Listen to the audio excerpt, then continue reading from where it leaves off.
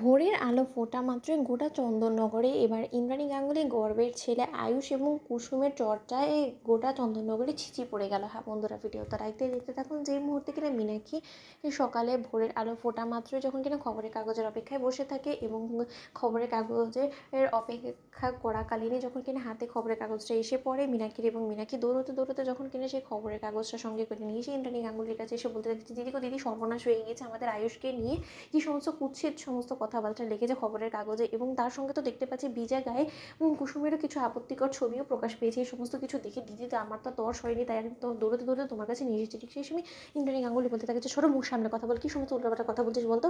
ঠিক সেই সময় ইন্দ্রাণী গাঙ্গুলিকে যখন কিনা মীনাক্ষী বলতে থাকে যে দিদি তুমি নিজ চোখেই দেখে নাও না কি সমস্ত কিছু খবরের কাগজে ছেপেছে। ঠিক সেই সময় ইন্দ্রাণী গাঙ্গুলি যখন কিনা কুসুমের সঙ্গে আয়ুষের এই ঘনিষ্ঠ অবস্থায় লিপ্ত ভেজা গায়ের এই ছবিটুকু দেখতে পাই। ঠিক সেই সময় ইন্দ্রাণী গাঙ্গুলি বলতে থাকে যে অসম্ভব, এটা কী করে হতে পারে। এবং এটা যতটুকু দেখে মনে হচ্ছে এটা তো আয়ুষের ওয়াশরুমে তোলা, এবং আয়ুষের ওয়াশরুমে কুসুম ভেজা অবস্থায় কী করছিল এবং কুসুম আয়ুষ এতটা কাছাকাছি বা কী করছিল সে সময়। এবং সে সময় ওরা দুজন এরকম অবস্থায় ছিল। এই ভিডিওটা তো নিশ্চয়ই কেউ না কেউ ধারণ করেছে এবং এই ছবিটা নিশ্চয়ই কেউ না কেউ প্রকাশ করেছে, এবং প্রেসের লোকেদের হাতে দিলই বা কি সমস্ত কিছু আমার জানতে হবে। এবং প্রেসের লোকেদের এত বড় দুঃসাহস হয় কী করে যে আমার কোনো রকম কোনো পারমিশন না নিয়ে আমার পরিবারের কারো ছবি খবরের কাগজে ছেপে দেয়, ওদের এত বড় দুঃসাহস হয় কী করে। ঠিক সেই সময় মীনাক্ষী বলতে থাকে যে দিদি সে সমস্ত কিছু নিয়ে তুমি মাথা না ঘামালেও চলবে, আগে প্রথমে ভাবো যে এই সমস্ত কর্মকাণ্ড কুসুমের এত বড় দুঃসাহস হয় কী করে যে ও আয়ুষের ওয়াশরুমে সেই সময় কী করছিল, এবং আয়ুষের ওয়াশরুমের মধ্যে ওর ঢোকার পারমিশনটা ওকে কে দিল, এবং আয়ুষই বা কী করে এই কাজের মেয়ের সঙ্গে ভেজা গায়ে ওয়াশরুমে ঢুকে পড়লো বলো তো, যেখানে কিনা ওর একটা ডিস্টেন্স মেনটেন করার প্রয়োজন ছিল। কারণ আয়ুষ হয়তো বা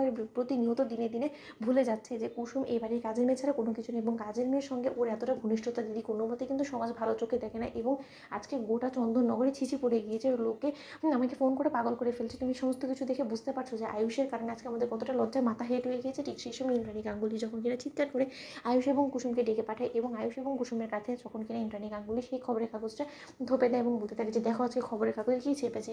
ঠিক সেই সময় কুসুম এবং আয়ুষ সেই খবরের কাগজে থাকা ওদের ঘনিষ্ঠ অবস্থায় সেই ছবিগুলো দেখে আয়ুষের চক্ষু চরকাজ হয়েছে, এবং আয়ুষ বলতে থাকে যে মা এই সমস্ত কিছু কী করে বা প্রকাশ পেলো খবরের কাগজে, এবং কেই বা সর্বনাশটা করলো বলো তো। এবং কুসুম যে অবস্থায় কিনা সেই ওয়াশরুমে আটকা পড়ে গিয়েছিল সেই সমস্ত কিছু তো আমি উপস্থিত ছিলাম, আমি নিজের চোখে দেখেছি। এবং কুসুমের ধারা কোনো মতেই সেই শাওয়ারটা অফ হচ্ছিল না, বিধায় আমি কুসুমকে হেল্প করার জন্য সেখানে ঢুকি, এবং সেই মুহূর্তে আমার পা পিছলেছে এবং আমি কুসুমের উপরে পড়ে যাই, এবং তাতে করে আমরা দুজনে ভিজে যাই। কিন্তু এই সমস্ত কিছু তো আমার বেডরুমে হয়েছে, তাহলে এই সমস্ত কিছু কেই বা প্রকাশ করলো এবং কেই বা সেই সময় উপস্থিত থেকে আমাদের এই ছবিটা তুলেছে বলো। কেউ তো এমন আছে যে কিনা কুসুমের ক্ষতি করার জন্য কুসুমের এই আপত্তিকর ছবিগুলোকে প্রকাশ করেছে মিডিয়া হাউসে। ঠিক সেই সময় ইন্দ্রাণী গাঙ্গুলি বলতে থাকে যে এই খবরটা তুমি ঠিকই বলেছো, কিন্তু কুসুমের চরম শত্রু এ বাড়িতে কেই বা থাকতে পারে। ঠিক সেই সময় অনুশ্রী বলতে থাকে যে কে আবার কাকিমণি। তো বন্ধুরা লাইক শেয়ার করো, সাবস্ক্রাইব করতে ভুলো না।